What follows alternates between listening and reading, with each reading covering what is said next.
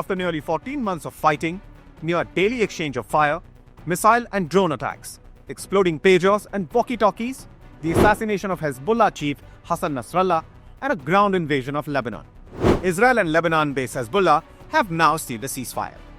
With the ceasefire now in place, even Netanyahu can breathe a sigh of relief, because by opening up multiple fronts, he certainly bit off more than he could chew.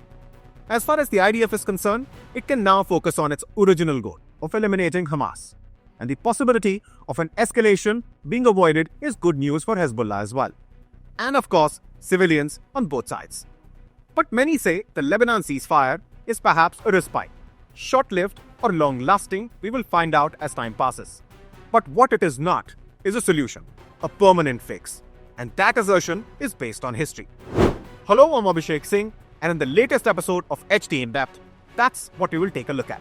The history of why you should not let this ceasefire lull you into thinking that the way forward is a permanent peace. In other words, we take a look at the history of conflict between Hezbollah and Israel, and why the success Israel keeps seeking in terms of achieving a permanent solution through such conflicts and subsequent ceasefires never lasts. Why Hezbollah is the bone Israel can neither swallow nor spit out.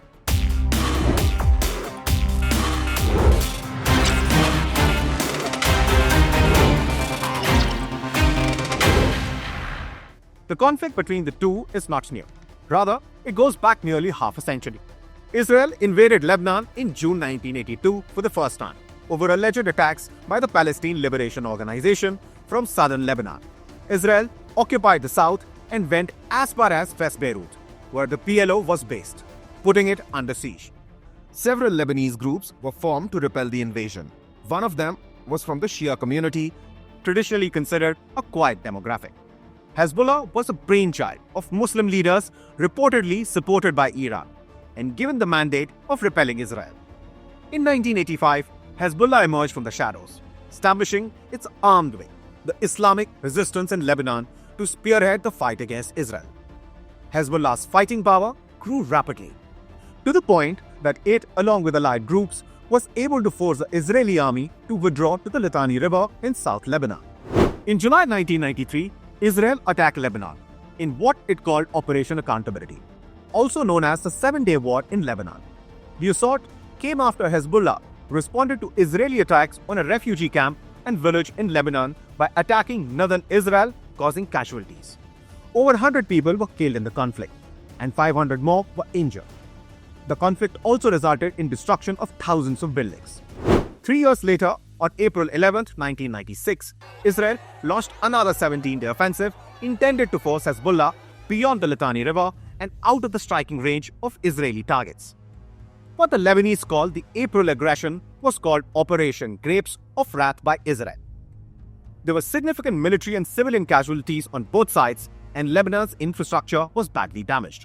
On April 18th, Israel shelled a United Nations compound near the village of Qana in occupied southern Lebanon. Some 800 displaced civilians were sheltering there. The attack killed 106 civilians, including at least 37 children, and injured about 116.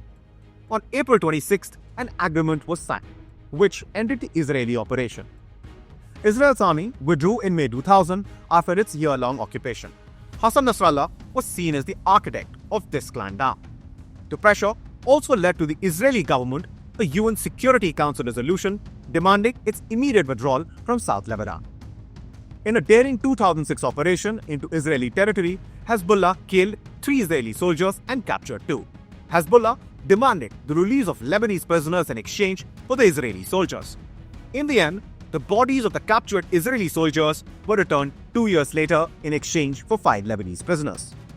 Later the same month, the July War broke out, lasting 34 days. Approximately 1,200 Lebanese people died and 4,400 were wounded, mostly civilians. Israel, meanwhile, reported 158 deaths, most of them soldiers. Israel once again found itself unable to vanquish Hezbollah, which painted the conflict as a victory.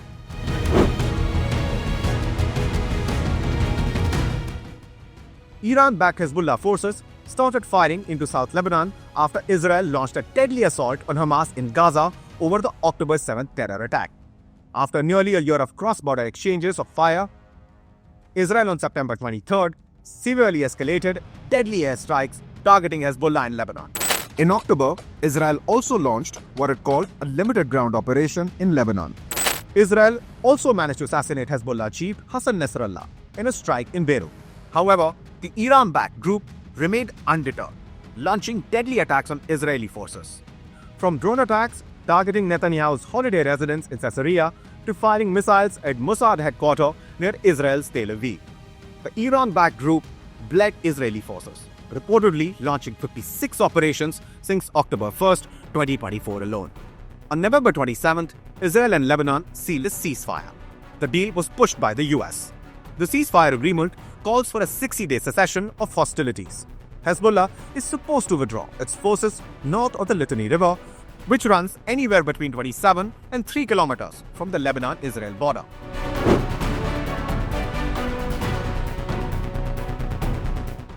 Reports say that Hezbollah is far more powerful than Hamas, which Israel has failed to deal with despite a year-long onslaught. In 2021, Nasrallah said the group had 100,000 fighters, although analysts say this could have been an exaggerated figure.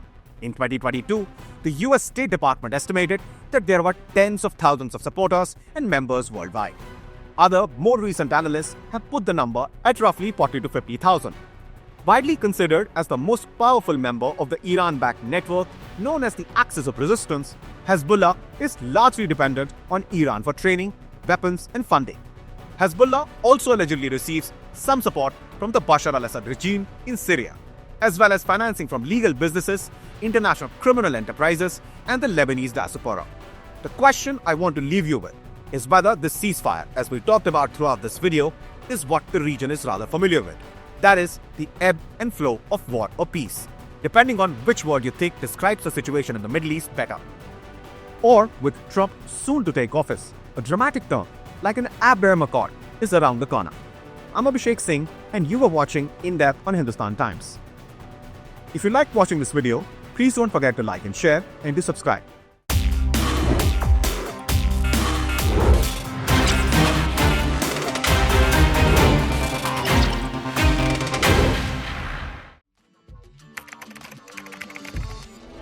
What the changes in India's population and the differential growth rates. This city has emerged. We have a very special guest on the record. The interview. The role that the US side played at that point of time. पूरी दुनिया की नजर Assume my phone is tapped, I can probably say hello to Mr. Modi. आपके भारत पर है. Episode of Know Your Candidate. The rising confidence of India under Prime Minister Narendra Modi. Communist China is the greatest threat. There will come a day that we will see far more radical extremist. I'm still a little perplexed by why we. Your daily dose of news from India and across the world. Cutting-edge views and analysis. Tune into HT videos. Click on the bell icon to subscribe.